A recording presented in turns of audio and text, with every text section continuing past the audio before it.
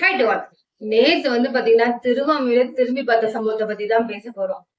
Vijay sir வராது அப்படின்ற மாதிரி தெரிஞ்ச உடனே டிஎல்ட்ட போயிட்டு பெர்மிஷன் கேட்கணும். உடம்பு சரியில்லை அப்படின்னு தெரிஞ்சாலே பெர்மிஷன் தரமாட்டாரு.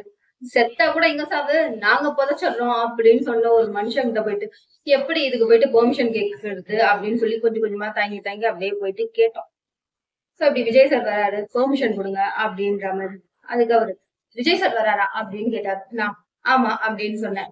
நானும் வரேன் அப்படின்னு சொல்லிட்டாரு. அவரோட சேர்ந்தே போய் பார்த்த போதுதாங்க தெரிஞ்சது எவ்வளவு கூட்டம், என்ன மனுஷன் அப்படின்ற மாதிரி.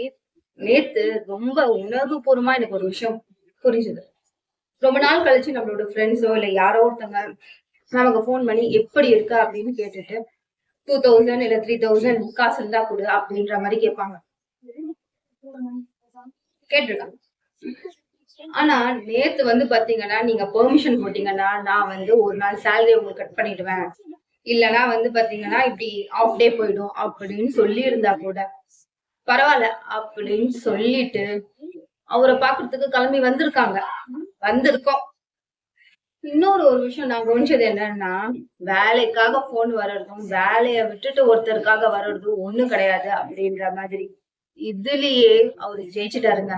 சோ இவ்வளவு பேத்தோட மனச ஜெயிச்சுட்டாரு. அசைக்க முடியாத சிம்மாசனத்தை போட்டு மக்கள் மனசுல உட்காந்துட்டாருங்க.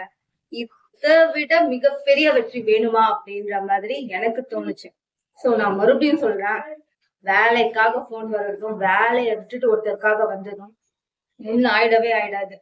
சோ இவ்வளவு கூட்டமும் அவருக்காக பாத்தீங்கன்னா காசை கூட விட்டுட்டு நின்னு இருக்காங்க பாத்தீங்களா. காசுன்றது ஒரு நாள் சேலரியா இருக்கலாம், இல்ல ஆஃப் டே சேலரியா இருக்கலாம். சோ இததான் நான் சொல்றேன், ஜெயிச்சுட்டார் அப்படின்ற மாதிரி. இந்த வீடியோ பத்தி நீங்க என்ன நினைக்கிறீங்க அப்படின்றத கமெண்ட் பண்ணுங்க. எப்பயுமே சொல்ற மாதிரிதான் இதெல்லாம் அவங்ககிட்ட சொல்லாம வேற யார்ட்டங்க சொல்ல போறேன். சோ டக்குன்னு வேற ஒரு வீடியோல சந்திச்சிருவோம். டாடா.